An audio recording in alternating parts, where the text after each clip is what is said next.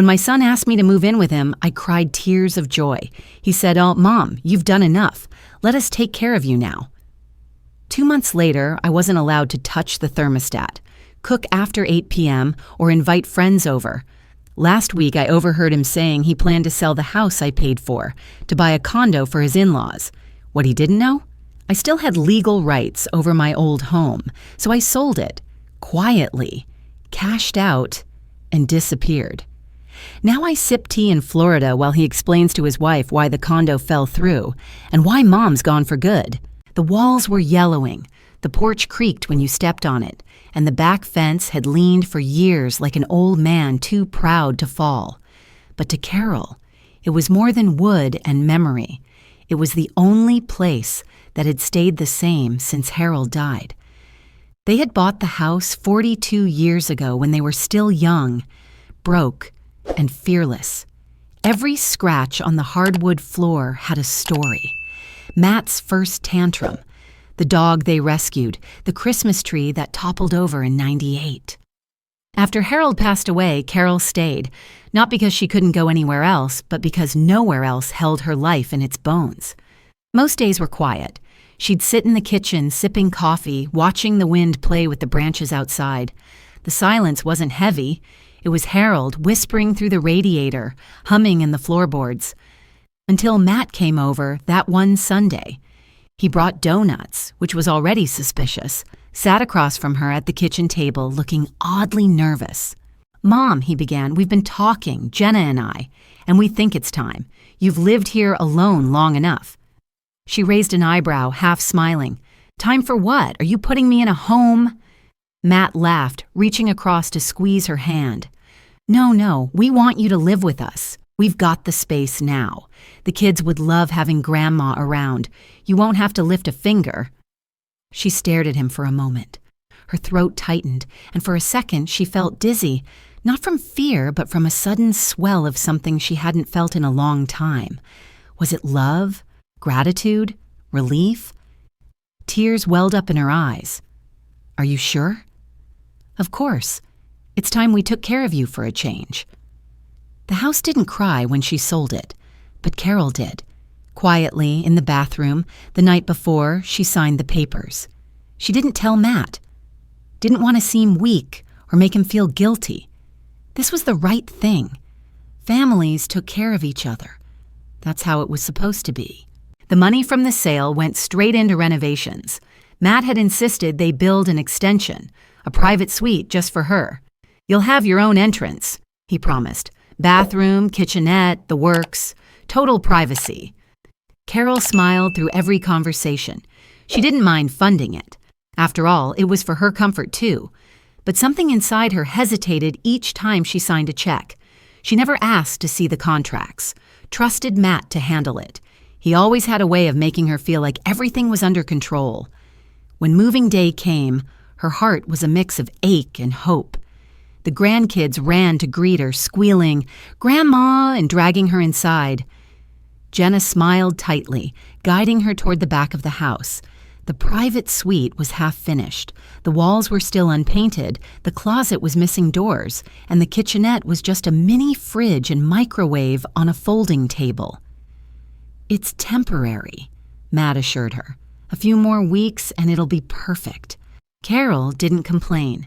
She placed the 2 photo frames of Harold on the nightstand, folded her sweaters neatly into plastic drawers, and unpacked the teapot she'd brought with her, Harold's favorite. Days turned into weeks, weeks into months. The construction never resumed. Matt was too busy, and Jenna had budget concerns. The kitchenette never became a kitchen. Her entrance door was used mostly for storing recycling bins. She stopped asking. At first, she still cooked family meals, helped with laundry, watched the kids. Jenna thanked her, sometimes even offered a glass of wine at night. But then came the new rules. Quiet hours, fridge labels, a shared expenses list on the fridge door. One night, Carol walked into the kitchen past 9 p.m. and found Jenna sitting there, arms crossed. "Sorry," Carol said. "Just wanted a cup of tea." Jenna gestured to the sign taped above the stove. We're trying to establish boundaries.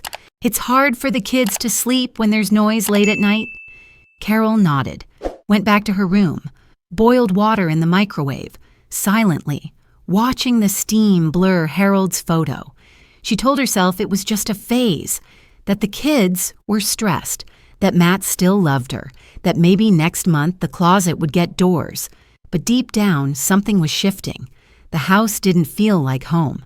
The whispers in the floorboards were gone. It wasn't hate. It wasn't cruelty. It was something colder, indifference wrapped in politeness.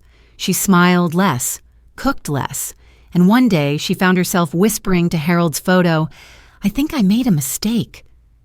Carol didn't notice the shift at first. It was subtle, like a slow leak in a tire. The kind of thing you ignore until you're stranded on the side of the road. At first, it was just a few hints. Jenna asking her not to leave dishes in the sink, even if she washed them minutes later. A note on the fridge that said, "Please label your food clearly, family system." Then the whiteboard appeared, weekly duties. Carol's name was written in neat marker next to laundry, vacuuming, school pickups. She blinked at it the first time. Surely this wasn't meant to be permanent, but no one said anything. And so she kept folding socks and driving the kids to karate. Her suite still had exposed drywall and no closet doors. She'd learned to change clothes behind a hung-up shower curtain. One afternoon, she heard Jenna on a video call in the kitchen. "No, she's not paying rent," Jenna said, her voice low but clear. "But we cover her food, electricity. You know, it's not free to host someone." Carol stood frozen in the hallway, a basket of clean towels in her hands. "Host," she repeated to herself later that night, like she was a stray they'd taken in. The real shift came when Jenna posted a laminated house guidelines sheet on the door to the hallway. Carol read it slowly, hands trembling. Kitchen closed after 8 p.m. No guests without prior approval. Personal belongings must be kept in designated area noise curfew. 9 p.m. weekdays, 10 p.m. weekends. She didn't say a word, just quietly removed the tea bags from her room and started drinking water instead. The worst part wasn't the rules. It was how no one ever looked her in the eyes anymore. The kids, who used to crawl into her lap, now closed their doors. Jenna's smile became thin and tight. And Matt had become a ghost with a phone, always typing, always rushing out, always late for something. Then came the night she heard everything. It was late. She had tiptoed into the kitchen, barefoot and quiet. She wanted chamomile tea to help her sleep, though she knew it was after 8 p.m. As she opened the cupboard, she heard a voice, Matt's, carried in from the dining room. "Listen, she's already signed everything. Technically, we could put it on the market next month." Carol froze, mug in hand. "No, she doesn't have any legal stake left. It's in our name. She thinks this is her forever home.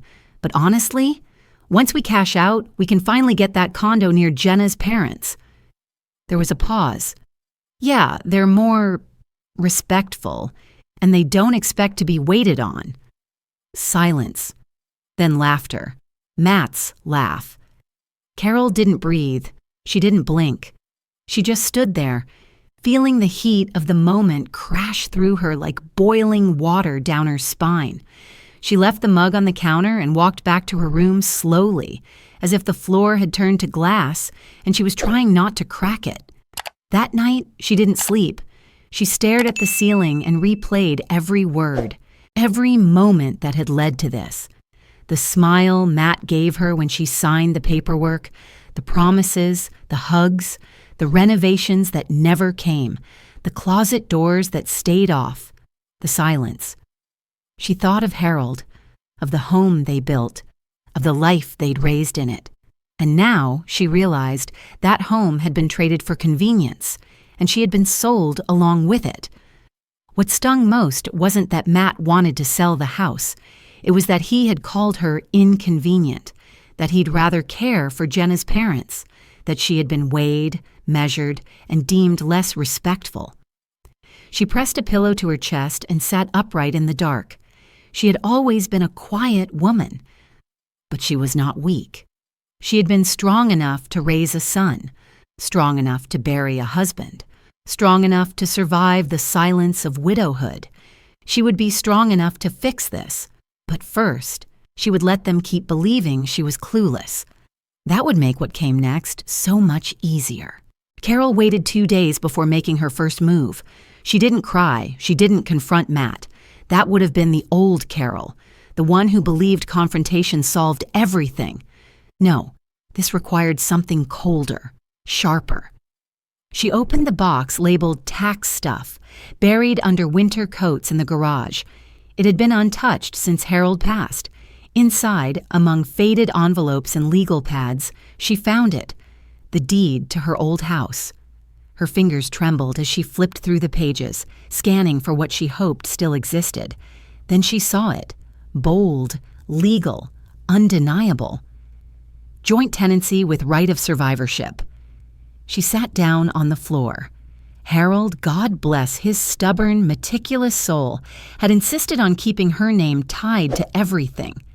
Just in case, he had said, paperwork's boring until it saves your ass. Carol smiled. You old fox, she whispered. Matt had lied, or maybe, he had assumed. He hadn't bothered to check. He thought she had given up all rights. He thought she was too old, too soft, too trusting. But Carol wasn't just a grieving mother anymore. She was a woman with options. The next morning, she made a call to a number she hadn't dialed in years. Thomas Mendez, Harold's old friend and lawyer, the man who'd helped them close on the house all those decades ago. Carol, he said, surprised. Well, this is a voice from the past. I need your help, she replied, and it stays between us. Over coffee in a corner booth of a quiet diner, she explained everything. The house, the move, the deception. She handed over the deed and Thomas's eyebrows rose. Well, he said, tapping the document, they may think you signed everything away, but this changes the game. He helped her discreetly set up a new bank account. He knew a reputable agent who specialized in discreet high-value sales. Carol instructed him to keep everything off the market. Private buyers only. No paper trail that could reach Matt too soon. At home, she played her role to perfection. She started forgetting things, calling the kids by the wrong names, repeating stories. Once, she walked into the laundry room with an empty basket and just stood there until Jenna asked if she was okay. Oh, silly me, Carol chuckled. I thought I'd already done this load. They didn't worry. They dismissed her lapses as age, as stress. It suited them, made them feel justified. Carol wrote in her journal every night, documenting it all, the lies, the insults, the plan. Her handwriting had changed slightly, more deliberate now, like she was leaving behind a trail not for herself, but for some future woman who might need courage. Each morning, she brewed her own coffee quietly in the corner, avoiding eye contact. She watched the family move around her as if she were a fixture, something to avoid bumping into. It was lonely, but loneliness wasn't new. What was new was the spark inside her, the plan, the power. Every Tuesday when Jenna took the kids to piano lessons, Carol would step out for fresh air, which really meant private phone calls with Thomas and property viewings on her tablet at the park. The buyers were interested, very interested. The value of her old neighborhood had skyrocketed since she left. One morning, while folding laundry, Matt walked past and patted her shoulder. You're the best, Mom, seriously. I don't know what we'd do without you. She smiled. That's sweet, dear. Let's hope you never find out. He laughed, oblivious. The paperwork for the sale was almost ready. All that was left was the transfer. Thomas had found a buyer, a young couple, newly married, ready to pay in cash. Carol insisted they have a dog. The house likes dogs, she said. Some nights she felt guilty, briefly. Then she remembered the words, they're more respectful. That laugh. She kept the guilt locked away like an old letter from someone who used to love you but stopped writing back. Carol began packing slowly, not the way one packs for a weekend trip, but the way one untangles a life, strand by strand. She kept only what mattered: photos, Harold's watch, a sweater her granddaughter once knit, even though it had one arm longer than the other. Matt didn't notice. Jenna didn't ask.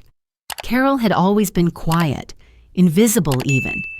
They were about to see what quiet could do when it decided to speak. Matt wasn't a bad man, not in his own mind. He was practical, forward-thinking, and, most importantly, busy. The kind of man who prided himself on making smart decisions before problems got messy. And Carol? Well, she was just a sweet old lady, grateful, harmless. Harmless people didn't hold power. That's what he told himself the morning he called his lawyer. The voice on the other end was professional but cautious. Mr. Grant, we've looked over the records again.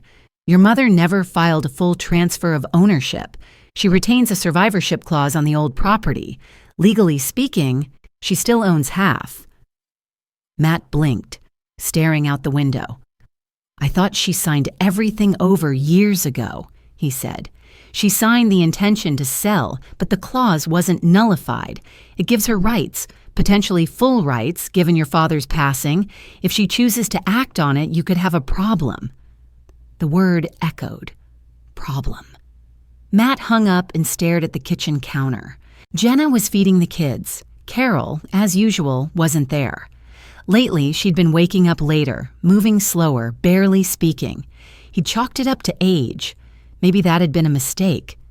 He called again, checked tax filings, pulled old emails. The more he dug, the more the cracks appeared. The confidence he'd felt about selling the house and investing in a new condo near Jenna's parents now felt like building a tower on sand. She knew, he muttered. She knew the whole time. That evening, he came home to find Carol's door closed.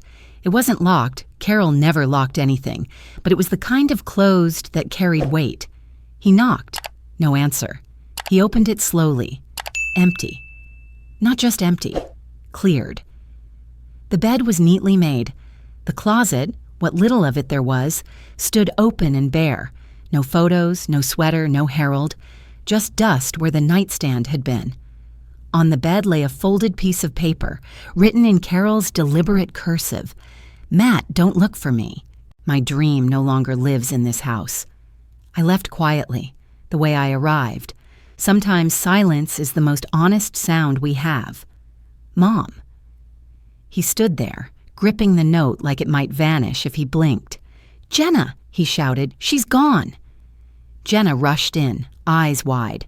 What do you mean, gone? He held up the note. No bags, no calls, no word? Jenna asked, voice rising. Matt shook his head. Then his phone buzzed. New email. From Carol Grant. Subject, goodbye. He opened it. One attachment. Final sale agreement. The old house. Sold. For nearly double what he had expected. Below the scanned document was a short message. Matt. This home was built on love, not leverage. I gave you everything. My trust, my name, my history. You gave me rules and curfews.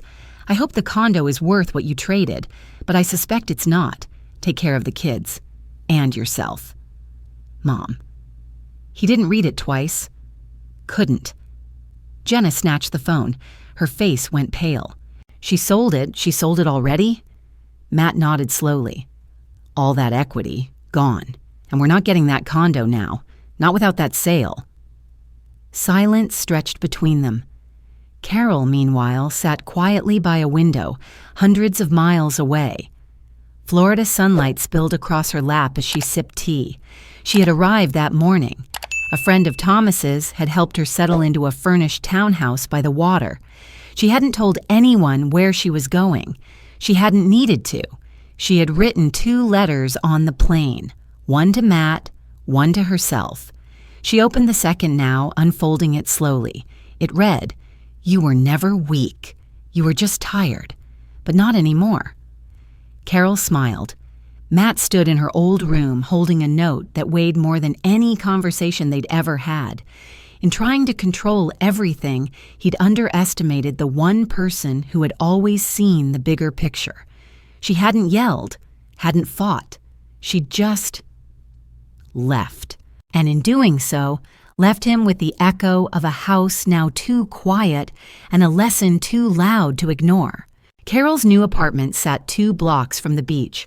From her balcony, she could see the sun rise like a slow exhale over the Atlantic, casting gold across the waves. It was small, nothing grand, just a kitchen that worked, a quiet bedroom, and a window that opened to sky.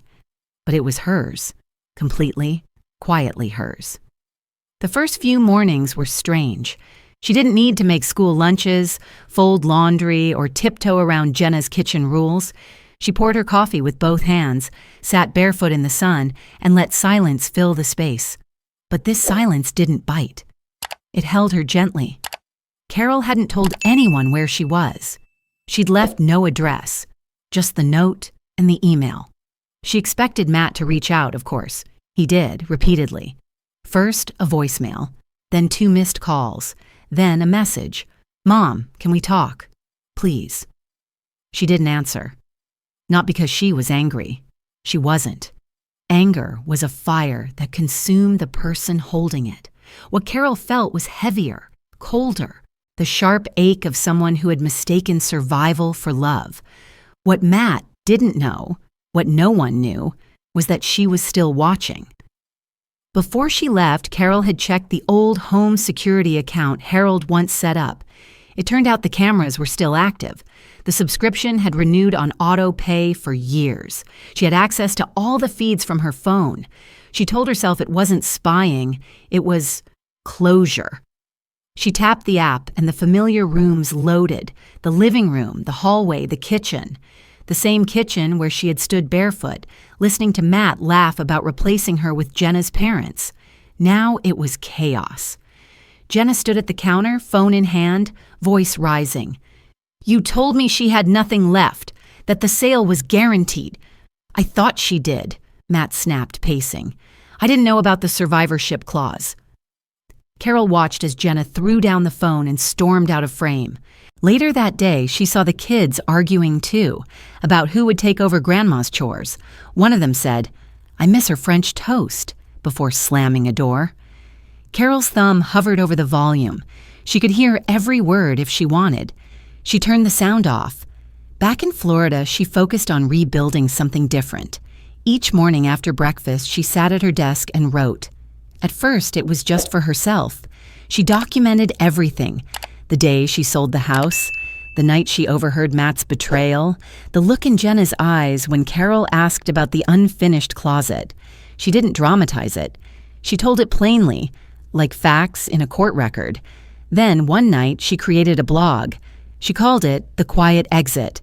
She posted the story in chapters, not to shame, not to accuse, but to explain what it feels like when love becomes leverage, when a mother becomes a utility, when silence is mistaken for surrender.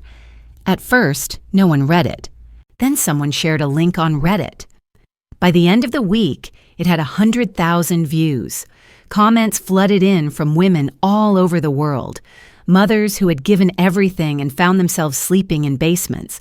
Grandmothers who had been invited to live with family, only to be ruled by fridge labels and passive-aggressive sighs. Daughters who swore to never treat their mothers that way.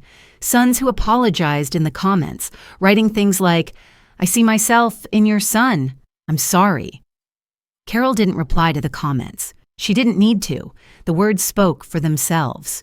One night, Matt sent another message. "Mom, I saw the blog. Please, can we talk?" She didn't respond. Instead, she wrote a new entry titled, "What Happens After the Quiet Exit." She explained that forgiveness wasn't the same as return, that peace was not a round-trip ticket, that sometimes the kindest thing you can do for a broken relationship is to let it stay broken. Her story began circulating in online forums, then parenting groups, then media blogs. An editor from a publishing house reached out. "Would you consider turning this into a book?" Carol smiled and replied, "Only if it ends with silence." She still checked the cameras sometimes, just for a few minutes, just to remind herself that the past was real, not imagined. She saw Matt sitting alone at the dining table, staring at his phone. She saw Jenna cooking silently, not speaking to him. The house felt colder now, not because she was gone, but because she had taken something with her when she left. Her quiet, her care, her presence. Back on her balcony, Carol closed the app. She deleted it. That was the last time she looked back. The studio was small but sunlit, with wide windows that opened onto palms and sea breeze. Carol stood barefoot on the cool tile floor, her fingers streaked with blue paint. A cat named Hemingway curled around her ankles. It was Tuesday, her favorite day, because it meant art class at the community center, dinner with neighbors, and 1 hour set aside just to write. It had been 4 months since she left, 4 months since she walked out of her son's house, took back her voice, and vanished from the role she'd been cast into for too long. Now she was living a life no one had written for her. She painted. She wrote. She fed Hemingway treats, even when he didn't deserve them. And every Thursday she hosted tea for 5 other women, mothers, grandmothers, widows, who had all lived some version of her story. They called themselves the Exit Table. Each woman had once been the backbone of a family and then quietly had been told she was too much or not enough. One had been moved to the garage. Another was given rules about when she could watch TV. One had simply been ignored until she faded into the wallpaper. But now they gathered in Carol's bright little living room, sipping chamomile, swapping stories, and laughing loudly enough to annoy the neighbor's parrot. Carol never told them to be quiet. She taught watercolor at the center on weekends. Her blog, The Quiet Exit, had become more than a place to vent. It was now a guide. People emailed her for advice, for comfort, for courage, and she gave it freely without drama or rage. Peace, she discovered, was the most powerful rebuttal. Then one morning, an email arrived with a subject line that made her smile. Publishing proposal. The Quiet Exit. It came from a senior editor at a major publishing house. She had read every post. She believed in the message. She wanted to bring it to shelves, not as revenge, but as revelation. Carol read the offer 3 times before forwarding it to Thomas, her lawyer and old friend. He called within an hour. "I knew you had something here," he said. "You've done more with a keyboard than most people do with a courtroom." "I'm not trying to hurt anyone," Carol said. "I know, that's what makes it powerful." The book came together fast. The editor insisted on keeping her voice raw and honest. They asked for 1 line on the back cover, something that captured the soul of her journey. Carol suggested, "You called me a burden. I called an Uber." The editor loved it. The release was set for the fall. They booked her a flight to New York for the launch event, and she packed her best shawl, the one Harold had bought her in Venice, and a new journal. The bookstore was crowded that night, rows of folding chairs filled with strangers holding her words. Carol signed copies slowly, carefully, taking time with each person. Some were young, some were gray. All of them looked at her like she was more than just a woman who had left. She was someone who had dared to reclaim herself. Near the end of the line, she spotted him. Thomas. He wore the same tan blazer from 30 years ago, only now it fit a little looser. "You look like someone who just rewrote the rules," he said, holding up a copy of her book. "And you look like someone who told me to keep every receipt." She smiled. They shared a quiet moment. No apology was needed, no grand declaration. "You know," he said, "if Harold were here, he'd be proud." Carol nodded. "I think he is." That night, she didn't return to the hotel right away. She walked the streets of New York, the city buzzing around her. She wasn't invisible anymore, not because she was famous, but because she'd finally seen herself clearly. She was not a burden. She was not a guest. She was not a ghost in someone else's home. She was Carol Grant, artist, teacher, author, woman, and she had chosen her exit.